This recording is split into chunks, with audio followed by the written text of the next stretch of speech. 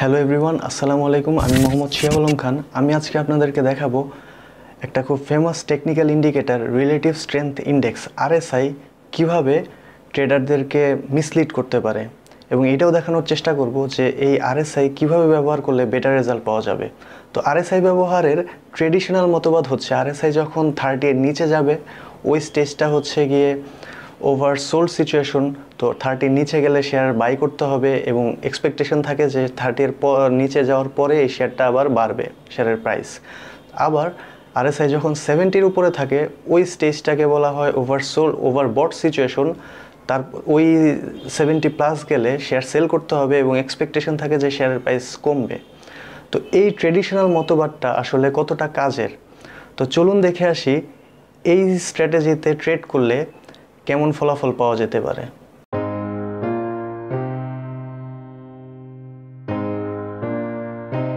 চ্যানেলটি যদি আপনি এখনও সাবস্ক্রাইব না করে থাকেন তাহলে এখনই সাবস্ক্রাইব বাটনে ক্লিক করুন এবং সবার আগে ফাইন্যান্স স্কুলের ভিডিওগুলো পেতে বেল আইকনে ক্লিক করে রাখুন। আমি আজকে আপনাদের কয়েকটা কোম্পানির চার্ট দেখাবো যেগুলো হচ্ছে ডিভিডেন্ড অ্যাডজাস্টেড চার্ট। ডিভিডেন্ড নন অ্যাডজাস্টেড চার্টেও সিমিলার রেজাল্ট পাওয়া যাবে।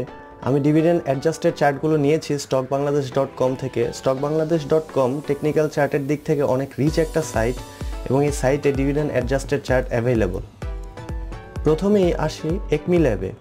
একমি ল্যাব 2018 মার্চের মিডলে দেখুন, যখন প্রাইস 106-7 এরকম ছিল তখন এই শেয়ারটার আরএসআই, এই 14 পিরিয়ড আরএসআই 30 এর নিচে চলে গিয়েছিল এবং এই শেয়ারটা কিন্তু তারপরেও কন্টিনিউয়াস ফল করেছে এবং তারপরে আবার একটু বেড়েছিল, এগেইন 30 নিচে এসেছে এবং তারপরে আবার ফল করেছে।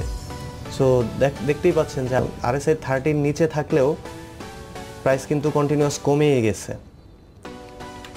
এরপর যদি আসি গ্ল্যাক্সোস্মিথক্লাইনে, দেখুন গ্ল্যাক্সোস্মিথক্লাইনের প্রাইস যখন 1400 ছিল তখন এই শেয়ারটা কিন্তু আরএসআই 30 নিচে গিয়েছে এই শেয়ারের আরএসআই, এবং তারপরে এই শেয়ারটা প্রায় 1000-এর কাছাকাছি চলে গিয়েছিল। তো মোটামুটি প্রায় 35%-এর মতন প্রাইস ফল করেছে আরএসআই 30-তে যাওয়ার পর থেকে।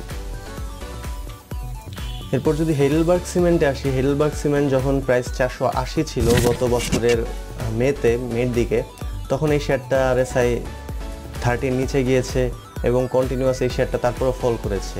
এখানে আরএসআই 30 নিচে গিয়েছে, তারপর আবার ফল করেছে। এখানে আরএসআই 30 নিচে তারপরেও ফল করেছে। সো আরএসআই নিচে 30 নিচে যাওয়ার পরেও কিন্তু শেয়ারের প্রাইস বাড়েনি।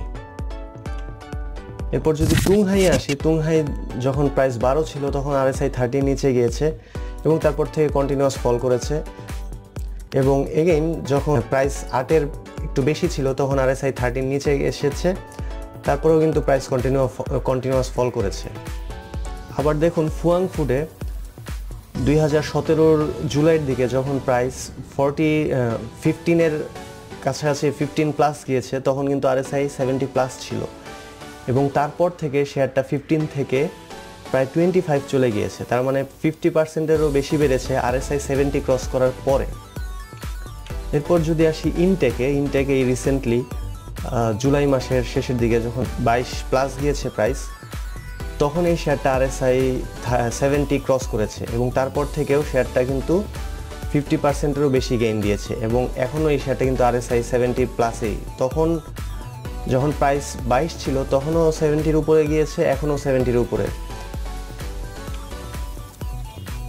এবং প্রাইম টেক্সটাইলে যদি আসি, প্রাইম টেক্সটাইল দেখুন যখন 30+ গিয়েছে প্রাইস তখন আরএসআই 70-র উপরে গিয়েছে এবং তারপরে এই শেয়ারটা কিন্তু 48+ চলে গেছে।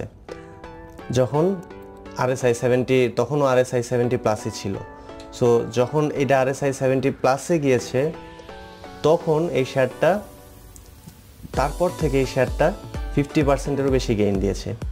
সুতরাং আরএসআই 70-র উপরে গেলেই যে একটা শেয়ারকে সেল করে দিতে হবে, এখানে তাহলে 30-তে গেলে কিন্তু sell signal RSI overbought situation থেকে, কিন্তু তারপর থেকে কিন্তু শেয়ারটার 50% প্রাইস বেড়েছে, 50%-এরও বেশি। সুতরাং বটম লাইন যেটা দাঁড়াচ্ছে যে আরএসআই 30-র নিচে থাকলেই বাই করলেই যে সবসময় লাভ করা তো যাবে এমন কোনো কথা নেই, বরং আরএসআই 30-র নিচে থাকলে অনেক ক্ষেত্রেই অনেক বেশি লস হওয়ারও সম্ভাবনা থাকে। আবার একইভাবে আরএসআই 70-এর উপরে থাকলে যে শেয়ার সেল করে দিতে হবে এমনও কোনো কথা নেই, কারণ অনেক ক্ষেত্রেই দেখা যায় যে আরএসআই 70-এর উপরে থাকলে জেনুইন র্যালিটা শুরু হয়। এবং আমার স্টাডি অনুযায়ী RSI যদি 50 এর উপরে থাকে এবং অন্যান্য টেকনিক্যাল ইন্ডিকেটর যদি পজিটিভে থাকে তাহলে একটা স্টককে ওয়াচ লিস্টে রাখা যেতে পারে, এবং RSI যদি 50 এর নিচে থাকে এবং অন্যান্য টেকনিক্যাল ইন্ডিকেটরও নেগেটিভ থাকে তাহলে ওই স্টককে ওয়াচ লিস্টের বাইরে রাখা যেতে পারে। আসলে টেকনিক্যাল অ্যানালিসিসে কোনো কিছুই সার্টেন না, পুরো জিনিসটাই আসলে প্রবাবিলিটির খেলা। RSI 50 এর উপরে থাকলে এবং অন্যান্য টেকনিক্যাল ইন্ডিকেটর যদি পজিটিভ থাকে তাহলে একটা স্টকের বাড়ার প্রবাবিলিটি বেড়ে যায়, কিন্তু এটা বলা যাবে না যে RSI 30 এর নিচে থাকলে কিনলে ওই শেয়ারটার প্রাইস বাড়ার প্রবাবিলিটি বাড়ে। ভিডিওটি যদি আপনাদের ভালো লেগে থাকে তাহলে অবশ্যই লাইক এবং শেয়ার দেবেন, এবং পরবর্তী ভিডিওগুলো পেতে চ্যানেলটি অবশ্যই সাবস্ক্রাইব করে রাখবেন। ফাইন্যান্স স্কুলের ফেসবুক গ্রুপে জয়েন করুন, লিঙ্ক ভিডিও ডেসক্রিপশনে দেওয়া আছে। সবাই ভালো থাকবেন।